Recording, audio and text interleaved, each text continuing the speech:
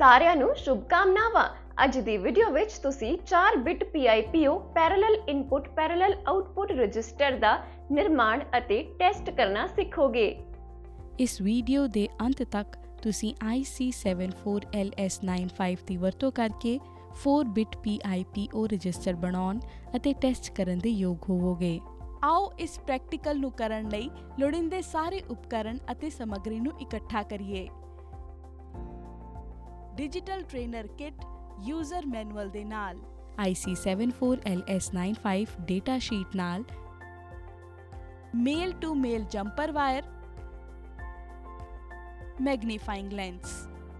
ਆਓ ਸ਼ਿਫਟ ਰਜਿਸਟਰਾਂ ਵਿੱਚ PIPO ਪੈਰਲਲ ਇਨਪੁਟ ਅਤੇ ਪੈਰਲਲ ਆਉਟਪੁੱਟ ਬਾਰੇ ਚਰਚਾ ਕਰੀਏ।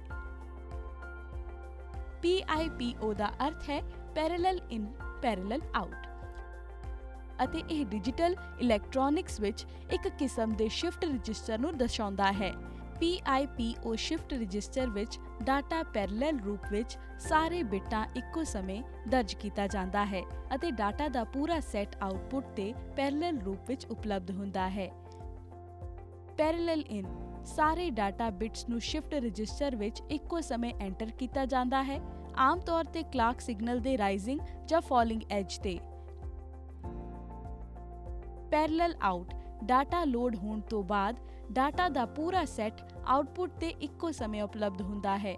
ਹਰੇਕ ਆਉਟਪੁੱਟ ਪੈਰਲਲ ਡਾਟਾ ਦੇ ਇੱਕ ਬਿਟ ਨਾਲ ਮੇਲ ਖਾਂਦਾ ਹੈ। Parallel input data 1011 D0, D1, D2 ਅਤੇ D3 ਤੇ ਦਰਸਾਇਆ ਜਾਂਦਾ ਹੈ। ਕਲਾਕ ਫਲਿਪ ਫਲੌਪ ਵਿੱਚ ਮੌਜੂਦ ਡਾਟਾ ਦੀ ਪੈਰਲਲ ਲੋਡਿੰਗ ਨੂੰ ਟ੍ਰਿਗਰ ਕਰਦੀ ਹੈ। ਕਲੌਕ ਪਲਸ ਤੋਂ ਬਾਅਦ ਡੇਟਾ 1011 ਫਲਿਪ ਫਲੌਪ ਵਿੱਚ ਸਟੋਰ ਹੁੰਦਾ ਹੈ। Parallel out Q0 is equal to 1, Q1 is equal to 0, Q2 is equal to 1, Q3 is equal to 1।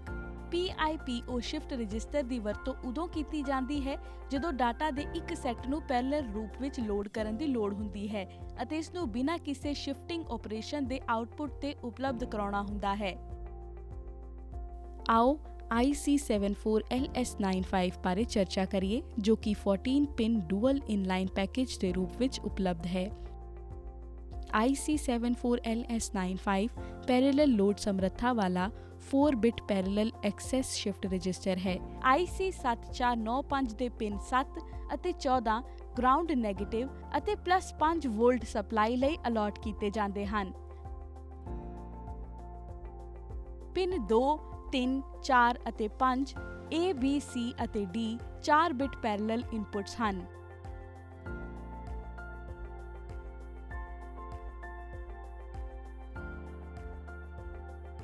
Pin 13, 12, 11 ਅਤੇ 10 QA, QB, QC ਅਤੇ QD 4 ਬਿਟ ਪੈਰਲਲ ਆਉਟਪੁੱਟ ਹਨ। Pin 6 mode selector ਹੈ। Logic 1 ਤੇ mode control input ਨਾਲ parallel inputs A is equal to B is equal to C is equal to 0 ਦਾ ਨਤੀਜਾ QA, QB, QC ਅਤੇ QD 0000 ਦੇ ਬਰਾਬਰ ਹੁੰਦਾ ਹੈ। ਪਿਨ 8 ਅਤੇ 9 ਕ੍ਰਮਵਾਰ ਖੱਬੇ ਅਤੇ ਸੱਜੇ ਸ਼ਿਫਟ ਲਈ ਹਨ। IC7495 PIPO ਦੀ ਵਰਤੋਂ ਕਰਦੇ ਹੋਏ 4 ਨੈਗੇਟਿਵ ਬਿਟ ਪੈਰਲਲ ਇਨ ਪੈਰਲਲ ਆਊਟ ਸ਼ਿਫਟ ਰਜਿਸਟਰ ਦਾ ਨਿਰਮਾਣ ਅਤੇ ਟੈਸਟਿੰਗ। ਸਾਰੇ ਕੰਪੋਨੈਂਟਸ ਨੂੰ ਇਕੱਠਾ ਕਰੋ, ਉਹਨਾਂ ਦੀ ਜਾਂਚ ਕਰੋ ਅਤੇ IC7495 ਦੀ ਵਰਤੋਂ ਕਰਕੇ ਬ੍ਰੈਡਬੋਰਡ ਤੇ 4 ਬਿਟ ਸ਼ਿਫਟ ਰਜਿਸਟਰ ਦਾ ਸਰਕਟ ਤਿਆਰ ਕਰੋ।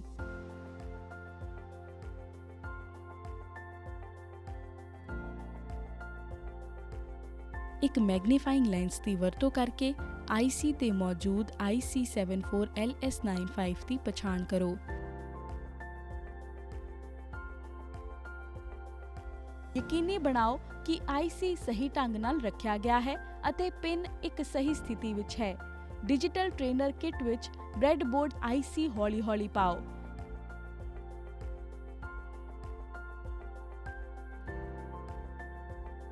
ਪਿਨ ਨੰਬਰ 7 ਨੂੰ ਗਰਾਊਂਡ ਨੈਗੇਟਿਵ GND ਅਤੇ ਪਿਨ ਨੰਬਰ 14 ਨੂੰ +5 ਵੋਲਟ ਸਪਲਾਈ VCC ਨਾਲ ਕਨੈਕਟ ਕਰੋ। ਡਿਜੀਟਲ ਟ੍ਰੇਨਰ ਕਿਟ ਤੇ ਪਿਨ 9 ਨੂੰ ਕਲੌਕ ਇਨਪੁਟ ਨਾਲ ਕਨੈਕਟ ਕਰੋ। ਡਿਜੀਟਲ ਟ੍ਰੇਨਰ ਕਿਟ ਵਿੱਚ ਆਉਟਪੁੱਟ LEDs ਨੂੰ QA, QB, QC ਅਤੇ QD ਵਜੋਂ ਪਛਾਣੋ। ਟ੍ਰੇਨਰ ਕਿਟ ਵਿੱਚ ਪਿਨ 13 ਨੂੰ ਆਉਟਪੁੱਟ LED QA ਨਾਲ ਕਨੈਕਟ ਕਰੋ। ਪਿਨ 12 ਨੂੰ ਆਉਟਪੁੱਟ LED QB ਨਾਲ ਕਨੈਕਟ ਕਰੋ। ਪਿਨ 11 ਨੂੰ ਆਉਟਪੁੱਟ LED QC ਨਾਲ ਕਨੈਕਟ ਕਰੋ। ਪਿਨ 10 ਨੂੰ ਆਉਟਪੁੱਟ LED QD ਨਾਲ ਕਨੈਕਟ ਕਰੋ। ਪਿਨ 2, 3, 4 ਅਤੇ 5 ਨੂੰ ਟ੍ਰੇਨਰ ਕਿਟ ਤੇ ਟੌਗਲ ਇਨਪੁੱਟ ਸਵਿੱਚਾਂ ਕ੍ਰਮਵਾਰ A, B, C ਅਤੇ D ਨਾਲ ਕਨੈਕਟ ਕਰੋ।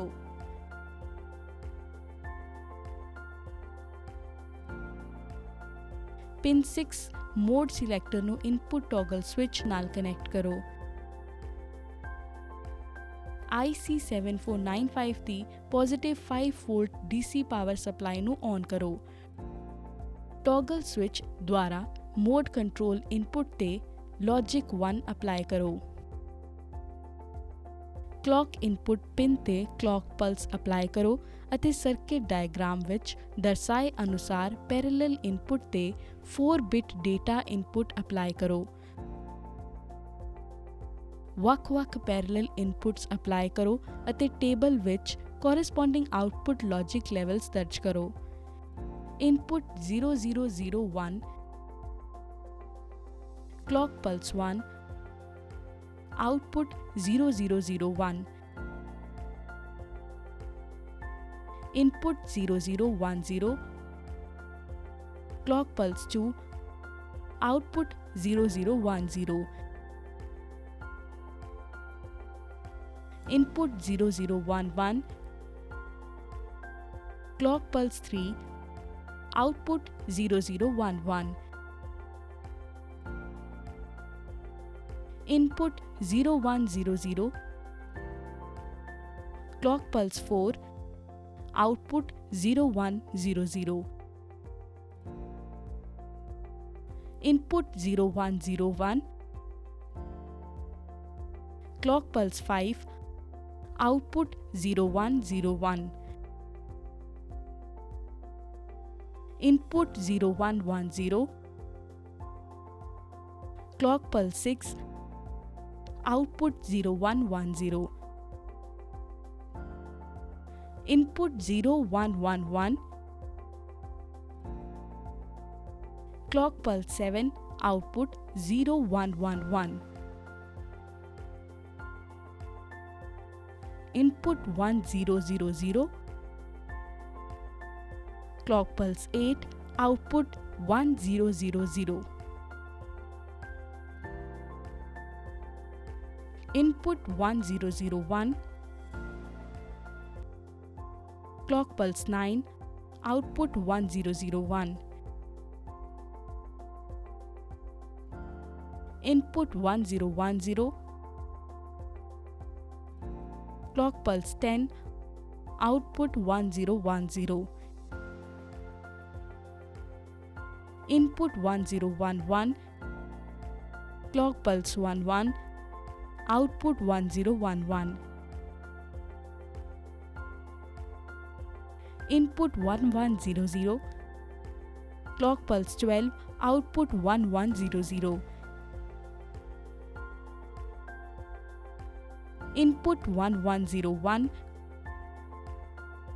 clock pulse 13, output 1101,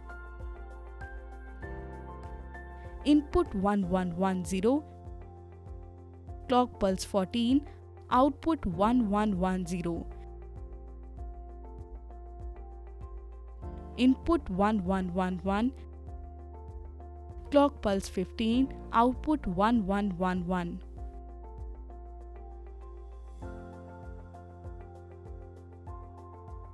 ਇਸ ਤਰ੍ਹਾਂ ਅਸੀਂ IC74LS95 ਦੀ ਵਰਤੋਂ ਕਰਦਿਆਂ 4-bit PIPO ਰਜਿਸਟਰ ਤਿਆਰ ਕਰ ਲਿਆ ਹੈ, ਜਿਸ ਦੌਰਾਨ ਵੱਖਰੇ ਇਨਪੁਟ ਲਾਗੂ ਕਰਕੇ ਸੰਬੰਧਿਤ ਆਉਟਪੁੱਟ ਨੂੰ ਨੋਟ ਕਰਦਿਆਂ ਟਰੁਥ ਟੇਬਲ ਦੇ ਨਾਲ ਇਸ ਨੂੰ ਵੈਰੀਫਾਈ ਕੀਤਾ ਗਿਆ। ਉਮੀਦ ਕਰਦੇ ਹਾਂ ਕਿ ਤੁਸੀਂ ਹੁਣ IC74LS95 ਦੀ ਵਰਤੋਂ ਕਰਕੇ 4-bit PIPO ਰਜਿਸਟਰ ਬਣਾਉਣ ਅਤੇ ਟੈਸਟ ਕਰਨ ਦੇ ਯੋਗ ਹੋ ਗਏ ਹੋ।